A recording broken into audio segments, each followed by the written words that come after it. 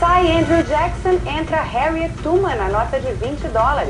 O ator Renato Prieto fala da experiência no exterior com o filme Nosso Lar e a peça Encontros Impossíveis. A gente conta neste domingo no Globo Notícias Américas, mas eu já adianto que você vai se surpreender. Até lá! No entrevistado de hoje é o ator Renato Prieto, protagonista do filme Nosso Lar e da peça Encontros Impossíveis. Muito obrigada pela sua presença aqui nos nossos estúdios, viajando aí pelos Estados Unidos com a peça. Como é que foi a receptividade do público? Nossa, muito boa, muito boa.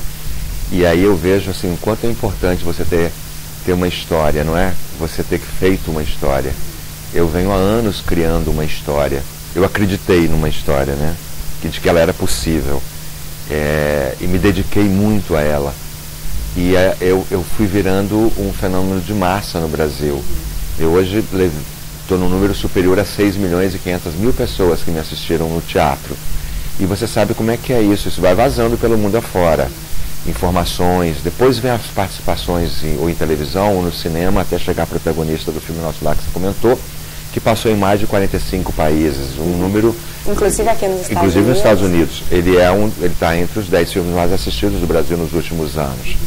Então isso também levou a minha imagem para esses lugares. Então as pessoas, por exemplo, pegam o personagem André Luiz, que, né, como protagonista do filme Nosso Lar, e pega o espetáculo, as pessoas acho que querem juntar um pouco isso. Eu comecei a receber convites do mundo inteiro. E assim, foi dificultando, porque eu tinha um outro filme para fazer, que eu já fiz, mas um outro filme para fazer, que está pronto, chamado A Menina Índigo, do mesmo diretor, o Wagner de Assis, que dirige o Nosso Lar. Isso me impedia de sair do Brasil, por alguns motivos. Mas hoje, por exemplo, eu tenho um convite para fazer uma temporada em Portugal, eu tenho um convite para fazer trabalho, por exemplo, em algumas áreas, por exemplo, na França, outros convites andando pela Europa, por exemplo, assim, especificamente, por exemplo, digamos, também na Itália. Aqui, para você ter uma ideia, eu fiz uma temporada em Orlando, com uma série de participações em outros eventos que eu fui também, como televisão, como jornais. Vim para cá, para Nova York, para fazer também as mesmas coisas. E nesse meio termo, por exemplo, só para você ter uma ideia, nesse período eu tive mais 10 ou 12 convites para estar em outras cidades. Seja, por exemplo, para apresentar o filme e no final fazer um debate, seja para, digamos, no dia seguinte apresentar o espetáculo. Que espetáculo. Eu fiquei pensando em relação ao enredo da peça também, porque a língua sempre é um obstáculo, mas eu acho que mesmo que seja em português, que a comunidade aqui fale português, às vezes é difícil porque as pessoas estão aqui há muito tempo, já não pegam algumas referências, mas no caso do enredo dessa peça, ele está encontrando personagens universais que todo mundo conhece, com quem todo mundo se identifica. Conta um pouquinho pra gente desse enredo. Então, assim, eu tinha tido um desafio muito grande para fazer o filme Nosso Lar. Foram 6 meses de treinamento, eu fui submetido, no bom sentido, às maiores dificuldades que um ator pode ser levado, me tornando praticamente um náufrago, emagreci todos os quilos, fiquei pele e osso.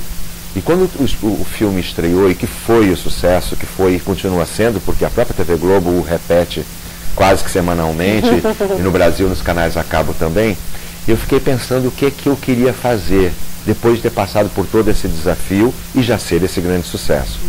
Eu pensei, eu quero fazer alguma coisa que as pessoas não tenham visto no teatro. E aí conversei longamente com um amigo meu, Eduardo Salino, que imediatamente me apresentou um jovem diretor de cinema. Eu precisava de alguém de cinema e que entendesse teatro, Gustavo Gelmini. Veio, fez um brilhante trabalho como diretor. Precisávamos trazer para junto de nós um autor que tivesse um conhecimento de uma linguagem universal. O Rodrigo Fonseca, um dos mais importantes críticos de cinema no Brasil, e hoje, que eu estava te contando em off, né, ele apresentou esse texto ao Departamento de Dramaturgia da TV Globo, e ele hoje é um funcionário da TV Globo, escrevendo programas de televisão, depois que leram esse texto de Encontros Impossíveis. E eu queria um desafio mais complexo. Eu queria contracenar só com pessoas que já tivessem morrido. Como fazer isso? É preciso buscar essas imagens, é preciso buscar as vozes dessas imagens, de encontrar todo mundo. Foram muitos os nomes citados, muitos os nomes discutidos, mas decidiu-se por alguns. Freud, Mahatma Gandhi, Carmen Miranda, Martin Luther King, Chico Xavier, Teresa de Calcutá, Marilyn Monroe, Judy Garland, Frank Sinatra, com quem faço 2 ou 3 entradas, inclusive eu faço um dueto com ele, eu faço My Way. Acho que eu lembrei de todos os nomes, E quem conduz o espetáculo praticamente todo junto ao personagem é o Freud. Então, com cada um desses personagens, o jornalista que você interpreta na peça vai tendo memórias ou vai, enfim, reavaliando a própria vida em um âmbito diferente, né? Porque a conversa dele com Sinatra não vai ser a mesma dele com o Luther King ou com Freud. Exatamente. O que acontece? As pessoas precisam compreender assim, para dar uma dica, vou dar uma deixa. Não conta, não vou contar, não conta. Eu não vou contar. O espetáculo acontece como se fosse de trás para frente. Digamos que nós comecemos o espetáculo às 21 horas. Se fosse possível fazer isso no teatro, eu colocaria um relógio voltando, né? Digamos, em vez de 21 horas, 8h59, até chegar às 8h15. Às 8h15 aconteceu alguma coisa muito grandiosa e importante na vida dele, o que traz todo o público presente ao momento real, às 21 horas. A partir daí o público começa a assistir o espetáculo em tempo real, naquele momento mesmo. Para você ter uma ideia, quando se traz essas notícias e ela vem pela boca de Mahatma Gandhi, a plateia toda fica ou no silêncio sepulcral, faz assim, Então, assim, esses personagens todos foram personagens que ou ele em vida entrevistou, conversou, esteve em algum momento no início da sua carreira, porque ele é um jornalista em final de carreira, ou são personagens que ele tinha profunda admiração, gostaria de ter entrevistado, mas não foi possível, mas que ele acha que se ele tivesse entrevistado, teria ensinado muitas coisas para ele. E cada um deles traz uma informação para o público.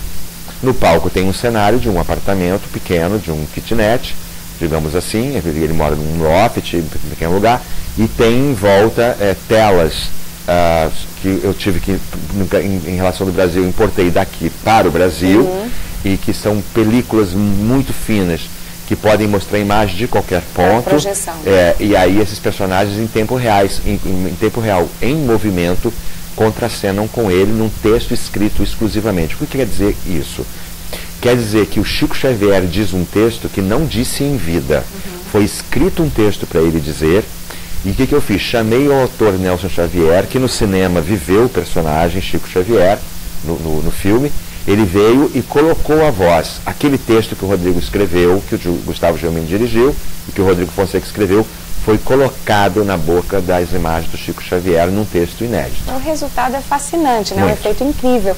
E é um efeito que mostra um pouco essa parceria do Rodrigo e sua entre cinema e teatro. Por exemplo, essa brincadeira com o tempo não é uma coisa muito típica de teatro, mas é uma coisa que faz bastante sucesso no cinema também. Você percebe esse tipo de diálogo entre as duas artes, ainda mais com o Chico Xavier sendo também o fio condutor para o público, entre você no cinema e você no teatro?